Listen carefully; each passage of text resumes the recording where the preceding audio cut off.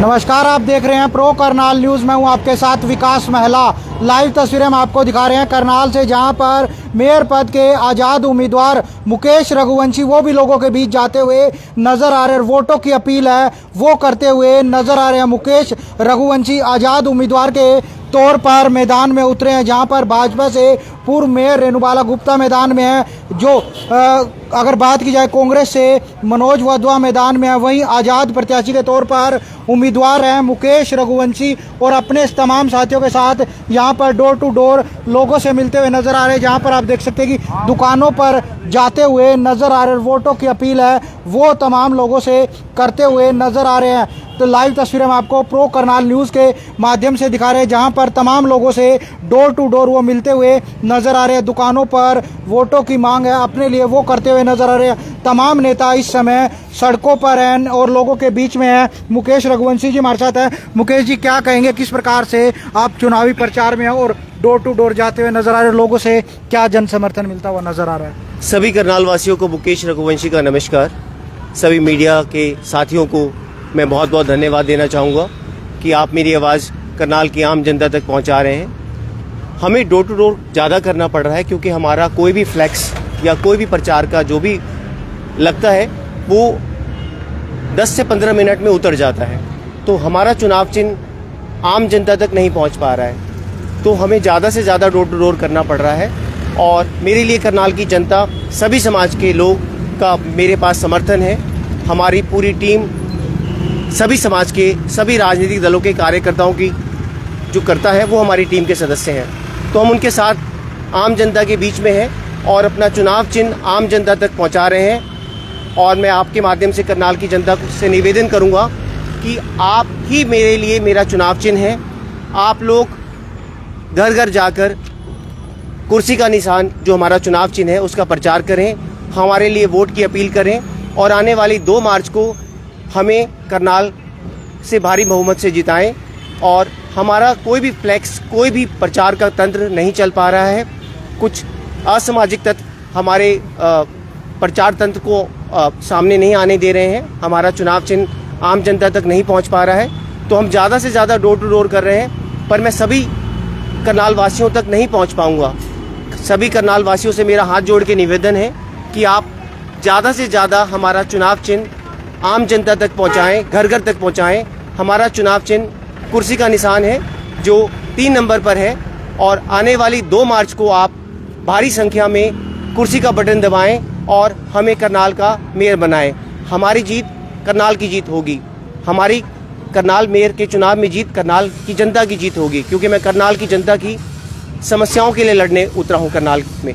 मुकेश जी, जिस प्रकार से कांग्रेस की तरफ से अपना संकल्प पत्र जारी किया गया, भाजपा की तरफ से भी किया गया, आज केंद्रीय मंत्री मनोहर लाल भी आए हुए हैं, मुख्यमंत्री आए थे हरियाणा के, लगातार तमाम बड़े नेता मैदान में उतरे हैं, आप आज़ाद हैं, तो किस प्रकार से देख रहे हैं? आपकी टीम आपके साथ लगी हुई है, किस प्रकार से अपने चुनावी प्रचार को लेकर चल रहे हैं? देखिए, मेरे लिए करनाल के सभी समाज का प्यार और समर्थन किसी भी राजनीतिक दल के चुनाव चिन्ह से ऊपर है। हम करनाल के सभी समाज के लोगों के प्यार और समर्थन के दम पर ही करनाल के चुनाव में उतरे हैं। और मैं आपके माध्यम से करनाल की जनता से एक अपील करना चाहूँगा कि करनाल की जनता ये सवाल करे जो 10 साल से करनाल में मेयर के पद पर थे कि करनाल स्मार्ट सिटी क्यों नहीं बनी। करनाल में हजारों करोड़ का बजट आया, वो बजट किसी के व्यापार के विकास में लगा, वो करनाल के विकास के लिए आया था, करनाल को स्मार्ट सिटी बनाने के लिए आया था, पर वो करनाल की वो स्मार्ट सिटी तो नहीं बना पाया, वो एक इंसान के व्यापार के विकास में लग गया। तो करनाल की जनता जो भी आपके 10 साल के से जिसको आपने अपना मेयर चुना था, उससे सवाल करे कि आपने करनाल के लिए 10 साल में क्या किया है। करनाल में जो स्मार्ट सिटी का बजट आया था हजारों करोड़ का केंद्र सरकार से और राज्य सरकार से, और साथ साथ जो यहाँ पे टैक्स कलेक्ट हुआ था नगर निगम का, वो पैसा कहाँ गया? वो पैसा किसके व्यापार के में लगा, किसके व्यापार के विकास में लगा, किसके विकास में लगा? ये करनाल की जनता को, उन जो मेयर के पद पर 10 साल से रहे हैं, उनसे पूछना चाहिए। मैं आपके माध्यम से करनाल की जनता से एक और अपील करना चाहूँगा कि आपने एक राजनीतिक दल के प्रत्याशी को चुना है, 10 साल उसका काम देख लिया है।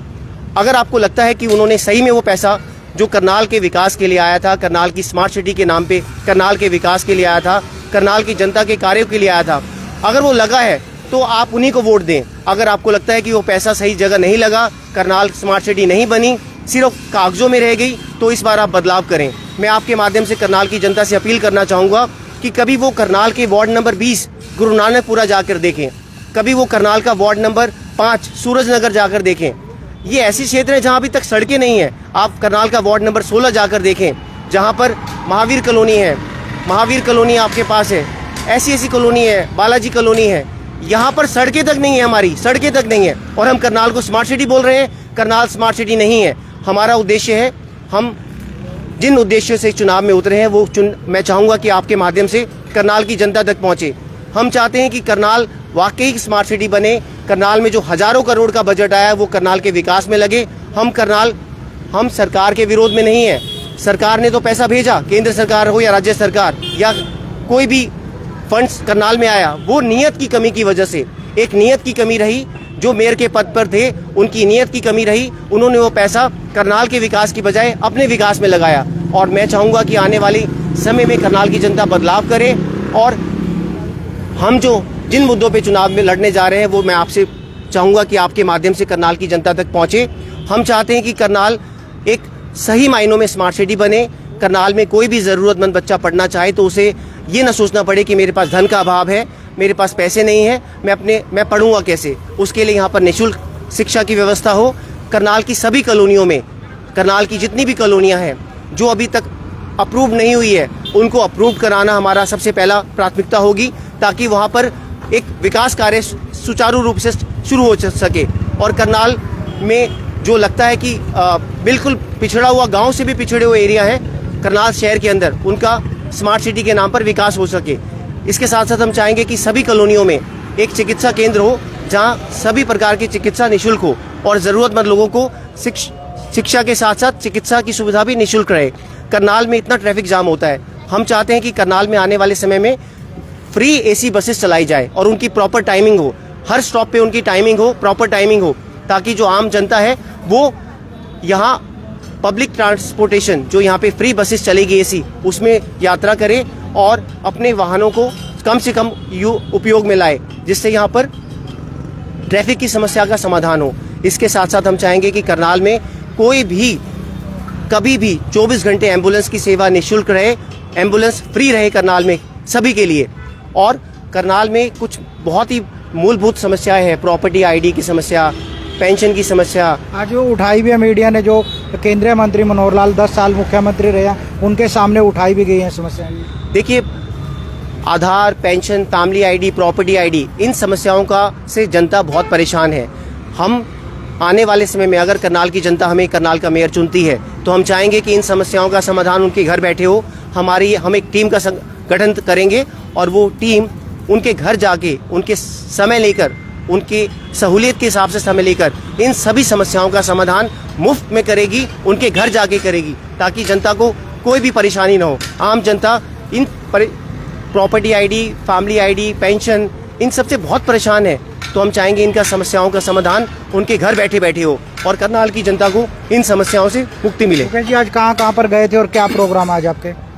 आज हम सुबह से अलग अलग क्षेत्रों में डोर टू डोर कर रहे हैं, क्योंकि हमारे जो भी पोस्टर्स थे, हमारे जो भी फ्लैक्स थे, वो 15 से 20 मिनट में ही उतर जाते हैं और हमारे पास एक ही रास्ता बचता है कि हम करनाल की जनता के पास जाकर अपने प्रचार को कर सकें, अपना डोर टू डोर कर सकें।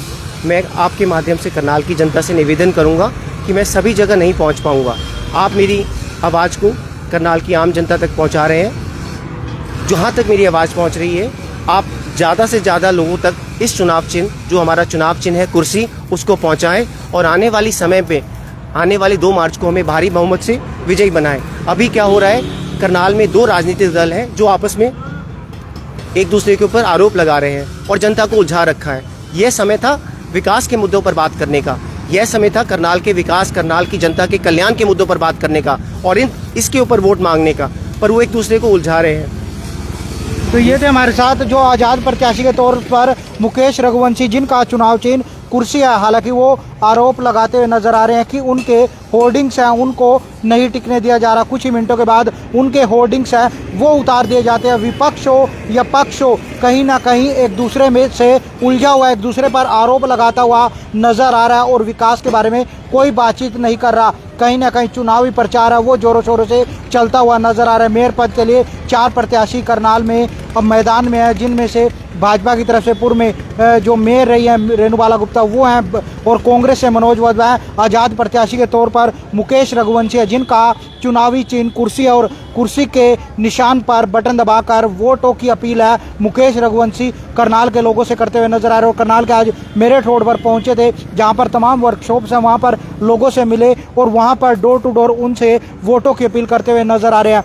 2 तारीख को चुनाव है, 12 तारीख को नतीजे आएंगे। आप लोगों से अपील, अपने विवेक से वोट दीजिएगा, अपने पसंदीदा नेता को वोट दीजिएगा, किसी के दबाव में आकर किसी को वोट मत दीजिएगा। जो आपको नेता सही लगता है कि आपके लिए वो काम करवा सकता है उसको वोट दीजिएगा, लेकिन वोट देने के लिए घर से ज़रूर निकले और 2 तारीख को अपनी वोट का जो मतदान है वो अपना ज़रूर करें। करनाल से विकास महिला, प्रो करनाल न्यूज़।